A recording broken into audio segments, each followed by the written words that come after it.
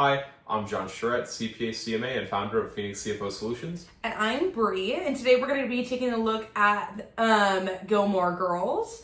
We're going to take a look at Season 5, Episode 6, Norman Mailer, I'm Pregnant. And the part of the episode we'll be looking at is Lorelai and Sookie bring a consultant from the Dragonfly Inn, and that consultant recommends to cut lunch from the menu, and we'll be looking at sort of the financial factors that go into the decision, such as marginal analysis, whether to keep or drop a segment, or price elasticity. So those things we'll be looking into, and without further ado, we'll start the episode. You're welcome. Okay, I see a lot of growth this month. The initial drop-off, which we all knew was going to happen after the opening, has sort of settled, and you're doing a good 70 to 75% occupancy, which is pretty good. Yeah, and the holidays are coming up. We're booked solid the last 3 weeks of November. Well, that's all positive news, so let's just talk about the couple things we can do to help till then. So we need help? Well, yeah, some. It's the first year, and you're going to be building the business, so there's not a lot of profit right now. And personally, I'd feel better if we could lighten some of the financial load. Financial load? That sounds bad. I could put in for overtime, and I don't. Look, you need to get some of these burdens off of you. For example, lunch. What about lunch? Well, breakfast seems to be breaking even, and you're doing fine with dinner, but lunch? What about lunch, Anne? You're hemorrhaging money at lunch. You have a full staff for a basically empty dining room. I think it might be a good idea to drop lunch until you get your occupancy rate up higher and Drop lunch? Did she say drop lunch? Just until we get our occupancy rates up a little higher. a lot higher. I don't understand. That's the only thing we can do? Well, I mean, I just think it's extremely coincidental that the only thing we can do to save the inn is to get rid of lunch. Sure, it's not the only thing. I mean, lunch is my thing. Why do we have to get rid of one of my things? Why can't we get rid of one of Michelle's things? What things? I stand behind a desk and answer a phone. What of mine can you possibly get rid of? The desk. You put the phone on the wall. What? And right on your shoe, because he goes through a lot of paper. Okay, Anne, would you just, Okay, it's not fair. It's not fair that everybody else gets to keep their thing and I have to get rid of my lunch. Okay, Anne's just trying to help. Oh, Anne hates me. no, I don't. Okay, Anne, how would you like to go in the kitchen and get yourself a cup of coffee? I don't hate her. I know. Michelle, can you get Anne some coffee? Oh, absolutely. And then I'll go hang my phone on the wall. So, as we just saw, the consultant recommended to cut lunch, so without really running the numbers. So what you want to look for is the kind of analysis you would do in this situation is marginal analysis, but the particular branch would be to keep or drop a segment. And the way that's calculated is, so what you would do is you take the segments of breakfast, lunch, and dinner, you look at the sales minus the variable costs. That'll give you the contribution margin we've been talking about in the past couple of episodes, and then compare that to the fixed costs. So breakfast is break even, dinner's doing well. The issue seems to be lunch. So the way we would like to approach the analysis is seeing if the contribution margin from lunch covers unavoidable fixed costs. If there's avoidable fixed costs, like they can reduce staff, reduce operating hours, if there's a way to get rid of fixed costs that are greater than the contribution margin of lunch, this would be a very good decision to end lunch. But if lunch is actually contributing more to cover fixed costs than you can reasonably get rid of, then you would want to keep lunch on the menu. And Bree will walk us through an example so to make it really crystal clear what we're talking about. Yeah, so our example is if lunch brings in $3,000 in sales and has $2,000 in variable costs, that's $1,000 in contribution margin. Even if the overall P&L shows a loss, that $1,000 is still helping cover the inn's fixed overhead. If they cut lunch, those fixed costs don't disappear, but the $1,000 contribution does. That means total profit goes down, not up. So the real issue isn't just to keep or drop the segment. The real issue is you want to see if the contribution margin lunch is bringing in is covering. Okay, so costs. basically what you're saying is, though, that we have to take into account for what everything else is doing. We can't just say, oh, just cut this one thing. We need to kind of, like, take a look at everything instead of, like, oh, just because today, in this one episode, there's only, like, 2 people there, right? So we're wanting to make sure that we account for everything. Yeah, preferably they compare it to breakfast, lunch, and dinner, segment each of their own segments, and you want to see, like, okay, but it is different. Like, it seems like they're not going to reduce staff by getting rid of lunch. So it could be a really bad idea. I mean, it could be different if they could save on, like, utilities are usually, most utilities are usually fixed. Rent is, well, they can't get rid of rent, but, like, utilities are fixed. Yeah, but, like, could you get rid of people during that? Well, Like, probably not, because you have breakfast and dinner. It's like that's the issue. Like if they're the same people that work on breakfast and dinner, you can't reduce people. yeah. So you're kind of like stuck with lunch, but it's not the worst thing as long as it's it's contributing to the overall. Because as we did in the example, like that $1,000, like you're losing the $1,000, but you're not changing any. Like not the fixed costs are still there. The rent, the overhead, overhead, people, they're still there. Yeah. So even if you're getting rid of lunch to think you're saving money, you're actually costing yourself money. Gotcha. So, okay. So, she just needs to be mindful of that, right? Like, You expect a consultant to know better. Correct. That's how you should work with a real financial professional at Phoenix CFO. Beautiful. Okay. All right. We're going to take a look at another clip. So here we go. Sookie, what was the first thing we agreed on when we opened the inn? What? Keep Kirk away from the business. Then I get a call from a not-so-jolly Luke, and I run down there and I find a giant hot dog handing out 10% off flyers for lunch at the Dragonfly. Who was the giant hot dog? Kirk was the giant hot dog? I didn't tell him to dress like a giant hot dog. Why would he dress up like a giant hot dog? Because it's Kirk, Sookie. The giant hot dog suit was a given the minute you talked to Kirk. I don't understand what you were thinking. I was thinking we needed to drum up some lunch business. But there is no lunch. Since when? Since when? Sookie, we all agreed and said. I did not agree. I did not agree to stop serving lunch. Sookie, come on. It's the only thing we can do. We have to. You heard Anne. We can't afford this. Who's all this food for? All we need. So, as we just saw, Sookie's solution, as she's very emotionally invested in lunch, her solution to keep lunch going is offer a 10% discount. So, it's a very interesting way. It's very classic. People think like to raise sales, let's offer a discount, let's get promotional, let's start this promotion. That's a very intuitive thing to do. Yeah. But the way we want to look at it is the price elasticity, which essentially measures how sensitive consumers are to changes in price.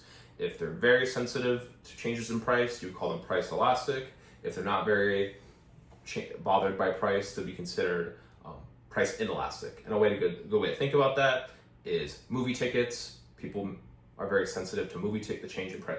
Typically, very sensitive, without running the numbers, very sensitive to the price of movie tickets. If prices go up, you may not see the movie. You may wait for it to come out on stream. But if your prices go down, you may be willing to see the movie. But then a good example for price inelastic is insulin. Like regardless of the price, you're going to figure out how to afford your insulin. So consumers will still buy it even if prices go way higher. So that's kind of the general concept. And we can talk about how it's measured particularly. So how it's measured is price elasticity of demand equals the percent change in quantity demanded divided by the percent change in price. If the result is greater than 1, demand is elastic. It means consumers are very sensitive to changes in price.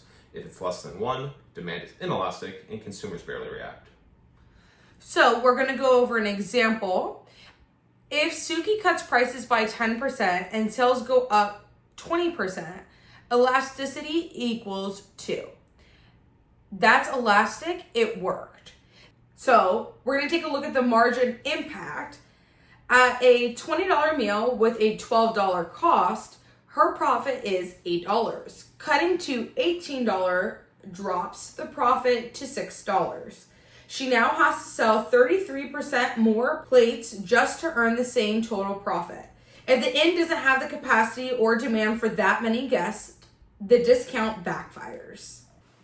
All right, so basically when looking at these examples, what we are looking at is we're noticing that sometimes it's easier to do like the 10% discount, but it's not a Band-Aid, or people feel like it's a Band-Aid that's gonna help heal what's going on, but in this case it's not, right? It's just how responsive customers are gonna be. So if you cut prices 10% and that doesn't really move the needle on volume, you'll be like, that's not very good, you'll be losing money. But if you cut prices and the volume increases enough, you could actually get more business and then make more money. But the real key is just like you need to know your business and be careful with your 10% discounts. I mean, Sookie's seeming to do more of a desperation move to keep lunch because she's very emotionally invested, which probably isn't super ideal for any business person to be super emotionally invested in a certain idea.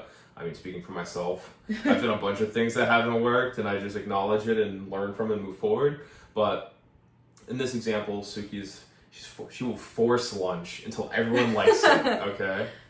No matter who's sitting there, right? Because we're honestly watching her while there's like an important person in here and she's like kind of like tweaking, man. But it just showing us the impact, right? We talked about in Bob's Burgers specifically, the emotional impact, sometimes having a connection to your business, right, can sway the way that we're going to make decisions. And the bear too. Yeah, correct. All of them, right? So and you should watch the episodes to learn more. But like as you can see, emotions are a very important part to the business, and that kind of goes to our next part. Our next topic, a similar clip, is brand value, intangibles with people and the experience that you can't get they're going to be important. Like, yes, I am the enlightened accountant who knows all the numbers, but that's not always the case. It doesn't always play out that way, and it's good to know that. Like sometimes things are on paper. Like there's things on paper. Like okay, it's gonna work, but then as you know, not every business works out. Some fail because they underestimate certain things and conditions. And I would say how important having 3 meals at the inn for brand value and experience. If they're trying to sell more of a premium experience, maybe that's things that people just expect, that there will be a breakfast, lunch, and dinner for that premium experience. So it's a lot about the brand. Like again, the Dragonfly Inn brand, what's expected. I mean, it's also super hard to get rid of something, even if people don't really use it. Like people feel like they're losing something, even if they never went to lunch there. Oh. And so it's kind of like the way that they brand it when they're starting. Would it have been smarter for them to not do lunch originally and then add it on later, or do you think that it would just like they're starting a business trial and error here? I mean, it's trial and error. It's like all business, especially small business, is trial and error. You really you're making up as you go. You really play a small business person on TV. You're trying to like figure it out as you go, and like, oh, like this is what business people do. But not like it's so you run the numbers, so you have a good idea, and hopefully they have a good idea of their cushion, like how much they need to break even. Another great concept we broke down in other videos, break even analysis. Like they know their business. They know every business can experiment, but there's a certain limit you can experiment. And when it comes to definitely their brand value, I would say, they should definitely know their market, know the people around them, like what people expect, and they should just do their homework before making any harsh decisions, because we all know the infamy of like business brand decisions like New Coke or the millions of different names for HBO. Oh my goodness, I know. Yeah, and Twitter and X. So brand is very important. I love numbers. I'm a numbers guy, but the marketing people, they know what they're doing. There's a reason why there's marketing. There's a reason why there's many people that run a bunch of tests and experiments to see what people like more, because brand and experience matter. So now that we've been taking a look at the Dragonfly Inn, what do you think? I mean, numbers-wise, there's a lot of numbers to dive into, but sort of those intangibles. I mean, it could be a strategic loss leader. They offer lunch, but at least a higher room bookings, better word of mouth, higher brand value. So again, there's a lot of things that, again, if I was their bookkeeper, accountant, CFO, I would definitely do a lot of researching into. But I mean, the numbers definitely tell the story of today and can help forecast the future, but your brand value really decides what's going to happen tomorrow. Gotcha. All right. So that's our breakdown of Gilmore Girls. We broke down marginal analysis, we broke down price elasticity, and we broke down brand value. Check out our last episode of The Bear. You can click on the playlist to see that episode of What the Heck Carmi Does. Yeah, you can see how cooked his books really are. And if you liked this breakdown from CPA Reacts, please like and subscribe for more episodes. Drop a comment below for episodes you'd like to see, any shows you'd like to see next. And if you are a business and want a CPA, CMA, glorious founder of Phoenix CFO Solutions Assistance, there'll be a link in the description for a free consultation. Bye! Thank you for watching.